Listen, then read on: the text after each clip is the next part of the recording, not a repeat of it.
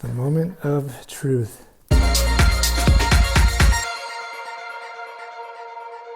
Hey, what's up, friends? I want to introduce you to an old friend that used to make a regular appearance on this channel.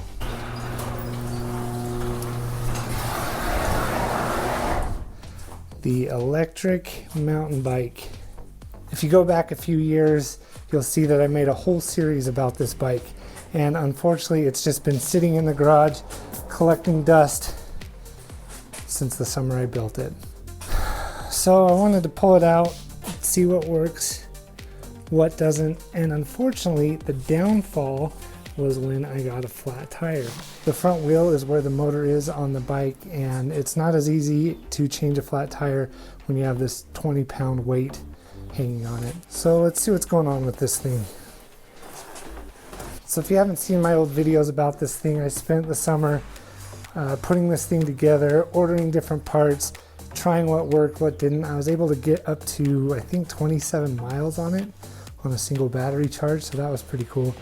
That's actually my biggest concern, is how the battery is held up. It's a lithium battery, and hopefully I've kept enough battery storage in it that it will still give me a charge. I don't know about that. I really don't want to buy a new battery. That thing cost about $400, so I'm not looking forward to that if that's the case.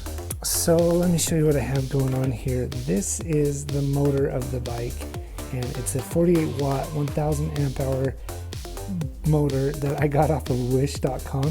Kind of bought it on a whim to see if I could even make this thing work, and then once I got into it, I had to make it work.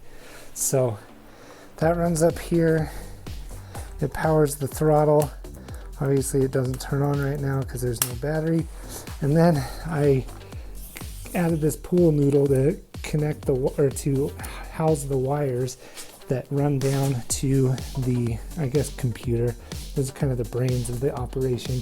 And then it runs back here, and I added this bag for my battery storage. And here I have these pool noodles holding it into place.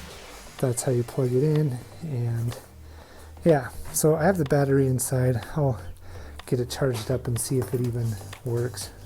So first things first, I am going to change out the front tire. I think that's the only one that has a flat. The back tire is flat, but I think it just went flat from sitting over time. So I'm gonna get that one pumped up, change out the front tire. I'm gonna text my neighbor and see if he'll let me use his bike stand holder thingy to make it a lot easier.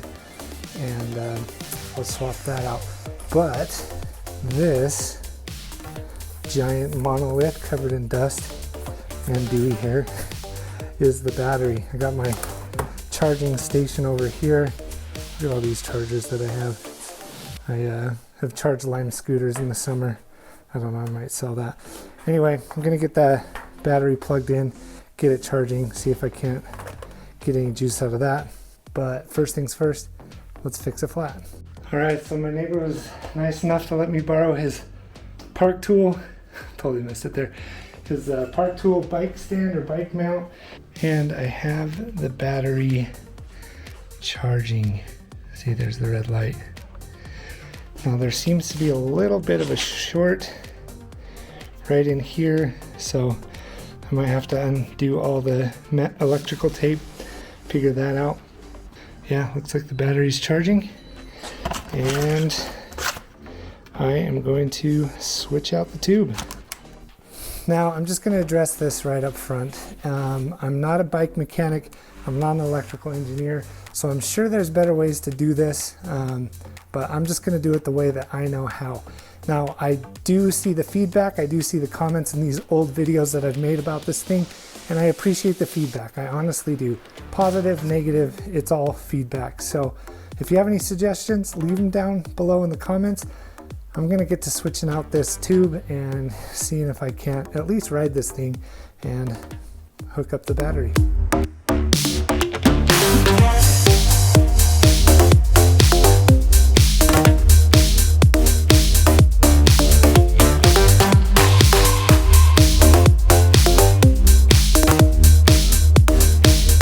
Man, that was a struggle. Just having to deal with this motor and the fact that it doesn't disconnect from the wire just makes it really hard to change a tire. So something that a lot of you have actually commented is about this nut here, or this washer, how it has that tab on it, and they say that it should be facing the fork, facing into the fork. Now this one I believe came facing inward, so I just faced the other one inward, but a lot of people are saying that that washer needs to go into that fork, into that groove there. So I'll try it on the other side, but there's really no way to switch it on this side, and I can't disconnect this wire to do it. So anyway, I have received several comments about that. Maybe I'll look at the connection and see if I can't thread it.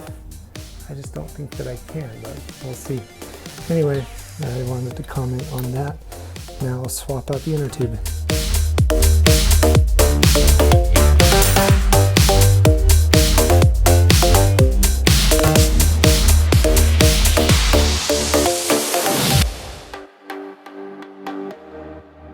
You know, changing inner tubes shouldn't be that difficult, and I used to have some inner tube tire changing plastic thingies because you don't want to jab it with a screwdriver. Luckily, I was able to use minimal screwdriver to get that tire back on.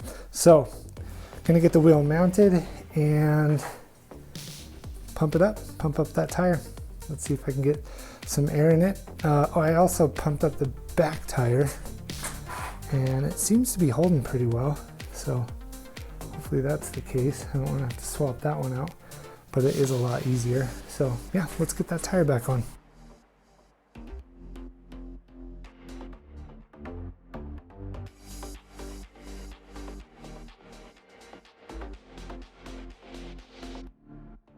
You guys, this is definitely a two-person job. I had to take it off of the bike stand, and I'm just gonna try it on the ground. But yeah, I'm having some difficulty here. See, the issue is this bolt is flat on two sides, and I gotta make sure the washers are separated, and the same with the other side as well. So I'm gonna have to hold up the tire and see if I can't lower this fork down onto it and do it that way. Okay, rather than film the struggle, I did it. I got it done. So we got the bolts on, and there's that little tab right down there.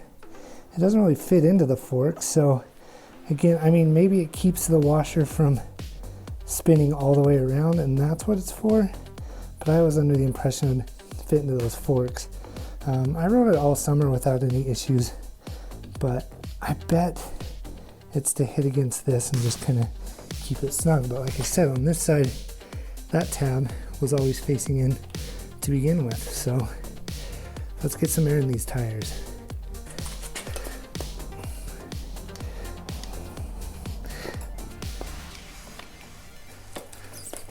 Oh, come on. I'm having a hard time getting my bike pump to fit over the nozzle, so I'm actually going to throw this in the back of my truck, drive down to the gas station and fill it up there. Hopefully I don't explode the tire.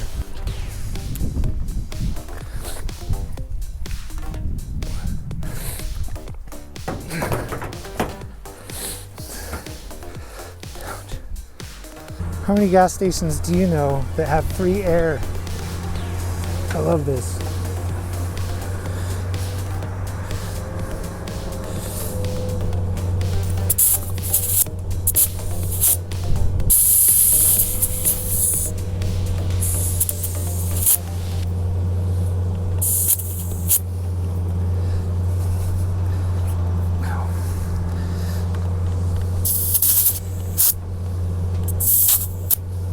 Good enough for now. I just don't want to explode the tire, you know? All right, I got the inner tube swapped out. It's all tightened up. Got plenty of air. Looks like the back tire is holding some air too. Probably need to fill those up to proper PSIs, but I just wanted to get some air in them. But yeah, we are almost back in business. The battery is still getting some juice there. What do you guys think? Should we see if it lives? See if it's still alive? Get that front tire roaring again?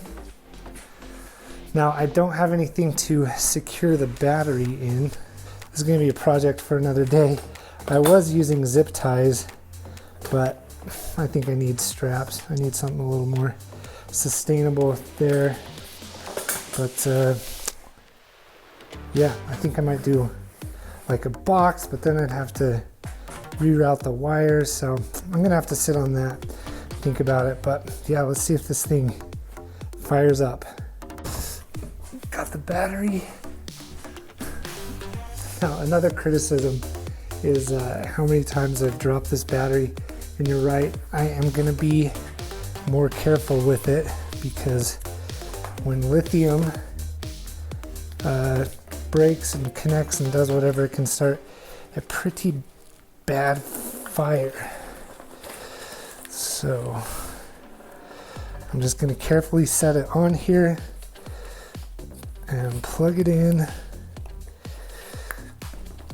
Got a little juice in there. In fact, I'll zip that up for now. The moment of truth. It lives! It works! Okay, let's lift the tire and see if it roars. Roar is relative when you're dealing with electric stuff. There we go, it's got some juice!